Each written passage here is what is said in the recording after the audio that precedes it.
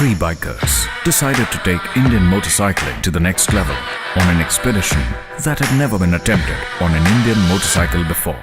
The Trans-Siberian Odyssey, world's toughest journey. We have been to Ladakh multiple times and it was time, I guess, we had to look something beyond it. I always wondered, why can't we Indians go out and explore the world and put the tricolor on the map somewhere? This time I wanted to do something which no Indian or an Indian bike has ever ventured into. Uzbekistan, Tajikistan, Kyrgyzstan, Kazakhstan, Mongolia and into Russia.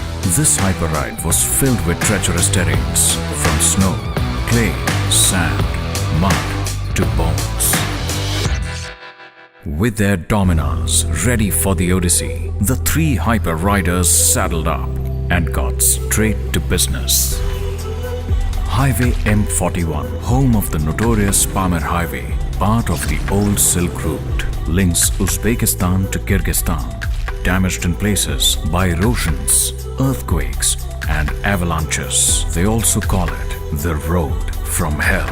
It's one of the highest, most treacherous international highways in the world. One wrong turn and you're down. Our best friends were just our bikes. Power delivery was so linear that you don't slip out on any of those loose stones. The riders made it past the old Silk Route. From there, they set course for the next big stop, the Sharon Canyon. 100 meters of 45-degree drops and painfully steep inclines. But that wasn't enough to stop the riders from taking their chances. They have had bad experiences there. The region has been called off for motorcycles. Going down was indeed risky. I had to ask my team to kind of help me. The Dominar became the only Indian motorcycle to have scaled down into the Sharon Canyon. Suspensions were absolutely working the way I wanted it to. The dual channel ABS to control the roll of the bike. I don't think I needed anything more. A thrilling experience because scaling down the gorge was a massive challenge. Having experienced riders' hell, the three were now in riders' paradise, Altai Krai, Russia. Cruise machine was actually put into use here. It actually felt like a sports bike. The bike gave us enough confidence that we could just generously twist the throttle and just zoom on.